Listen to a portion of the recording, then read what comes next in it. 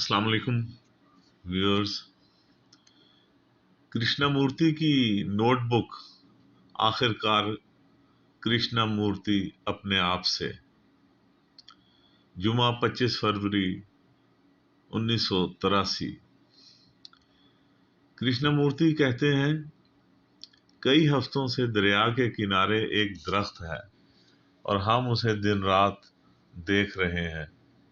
جو ہی سورج افق پر درختوں کے اوپر اس مخصوص درخت پر آہستہ آہستہ طلوع ہو رہا ہوتا ہے تو اچانک وہ سنہری ہو جاتا ہے۔ تمام پتے زندگی سے روشن۔ جیسے جیسے گھنٹے گزرتے ہیں اور جب آپ اسے دیکھتے ہیں، وہ درخت جس کو نام سے کوئی فرق نہیں پڑتا، کیا فرق پڑتا ہے؟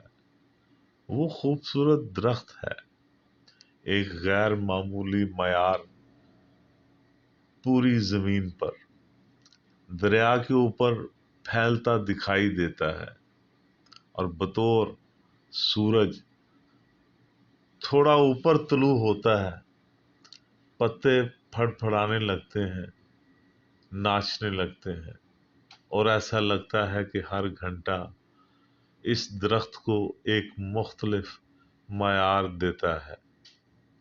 اس سے پہلے جب دور سورج طلوع ہوتا ہے، اس میں ایک اداس پرسکون وقار سے بھرا احساس ہوتا ہے، اور جیسے ہی دن شروع ہوتا ہے، اس درخت پر روشنی کے ساتھ پتے ناچنے لگتے ہیں، اسے وہ عجیب احساس دلاتے ہیں کہ اس کے پاس بہت خوبصورتی ہے۔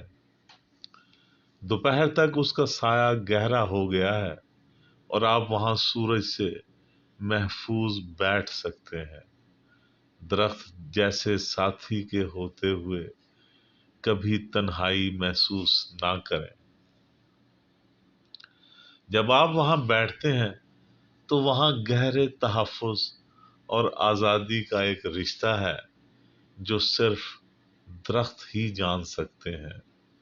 شام کو سورج غروب ہوتے ہوئے جب مغربی آسمان روشن ہو جاتا ہے، درخت آہستہ آہستہ اپنے سنسان اندھیرے میں بند ہو جاتا ہے۔ خود آسمان سرخ پیلا سبز ہو جاتا ہے، لیکن درخت باقی ہے، خاموش، پوشیدہ، اور رات کے لیے آرام کر رہا ہے۔ اگر آپ اس سے رشتہ قائم کرتے ہیں تو آپ بنی نوع انسان کے ساتھ تعلق میں ہیں۔ آپ اس درخت اور دنیا کے درختوں کے ذمہ دار ہیں، لیکن اگر آپ کا زندوں سے کوئی تعلق نہیں تو آپ اس زمین پر موجود دوسری چیزوں سے اپنا تعلق کھو سکتے ہیں، انسانیت کے ساتھ، انسانوں کے ساتھ۔ ہم درخت کے معیار کو کبھی بھی گہرائی سے نہیں دیکھتے، ہم اسے کبھی نہیں چھوتے، اس کی مضبوطی، اس کے کھردرے پن کو محسوس کریں، اس کی چھال اور آواز کو سنیں جو درخت کا حصہ ہے۔ پتوں کے ذریعے ہوا کی آواز نہیں، نہ ہی صبح کی ہوا جو پتوں میں پھڑ پڑاتی ہے، لیکن اس کی اپنی آواز، تنے کی آواز اور خاموش جڑوں کی آواز آپ کو سننے کے لیے غیر معمولی حساس ہونا چاہیے۔ یہ آواز دنیا کا شور نہیں ہے، یہ ذہنی چہچہاہٹ کی آواز نہیں ہے، نہ یہ انسانی جھگڑوں کی فحاشی اور انسانی جنگ ہے، لیکن کائنات کے حصے کی آواز ہے۔ یہ عجیب بات ہے کہ ہمارا فطرت سے بہت کم رشتہ ہے۔ اس کے ساتھ کیڑے مکوڑے اور اچھلنے والا مینڈک اور پہاڑیوں کے درمیان اڑتا ہوا الو جو اپنے ساتھی کو بلا رہا ہے، ایسا لگتا ہے کہ ہمیں زمین پر موجود تمام زندہ چیزوں کا احساس نہیں ہے۔ اگر ہم ان کے ساتھ ایک گہرا رشتہ قائم کر سکتے ہیں، جو ہمیں لازمی کرنا چاہیے، تو ہم کبھی بھی اپنی بھوک کے لیے کسی جانور کو نہیں ماریں گے،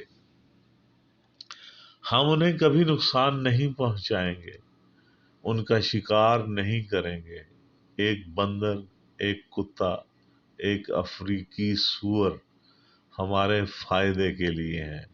ہم اپنے زخموں کو مندمل کرنے کے اور طریقے ڈھونڈیں گے، ہم اپنے جسموں کی شفا کے لیے کچھ اور کریں گے، لیکن ذہنی علاج مکمل طور پر مختلف ہے۔ اگر آپ فطرت کے ساتھ ہیں تو یہ شفا بتدریج ہوتی چلی جاتی ہے، درخت پر اس سنترے کے ساتھ اور گھاس کی پتیوں سے جو سیمنٹ کو دھکیلتی ہوئی باہر آ گئی ہیں، اور ڈھکی ہوئی پہاڑیوں سے جو بادلوں سے ڈھکی ہوئی ہیں۔ یہ جذبات یا رومانوی تخیل نہیں، بلکہ زمین پر رہنے والی اور ہر حرکت کرنے والی چیز سے تعلق کی حقیقت ہے۔ آدمی لاکھوں ویل مچھلیوں کو مار چکا ہے اور ابھی بھی انہیں مار رہا ہے۔ ان کو مارنے کی کچھ اور بھی وجوہات ہو سکتی ہیں، لیکن بظاہر انسان چیزوں کو مارنا پسند کرتا ہے۔ چھلانگیں لگاتی ہوئی ہرن، وہ شاندار غزال اور عظیم ہاتھی، ہمیں ہر ایک کو مارنا پسند ہے۔ اس زمین پر انسان کی زندگی کی پوری تاریخ میں ایک انسان کا دوسرے انسان کے ہاتھوں قتل کبھی نہیں رکا۔ اگر ہم کر سکتے ہیں اور ہمیں اصل فطرت کے ساتھ درختوں، جھاڑیوں، پھولوں، گھاس اور تیز رفتار بادلوں کے ساتھ گہرا اور دیر پا رشتہ قائم کرنا چاہیے، پھر ہم کبھی کسی دوسرے انسان کو کسی بھی وجہ سے ذبح نہیں کریں گے۔ منظم قتل جنگ ہے، اور اگرچہ ہم کسی جنگ، جوہری یا کسی بھی قسم کی جنگ کے خلاف مظاہرہ نہیں کرتے، ہم نے کبھی جنگ کے خلاف مظاہرہ نہیں کیا، ہم نے کبھی نہیں کہا کہ زمین پر دوسرے انسان کو مارنا سب سے بڑا گناہ ہے۔ اتنا ہی۔ آپ کا بہت بہت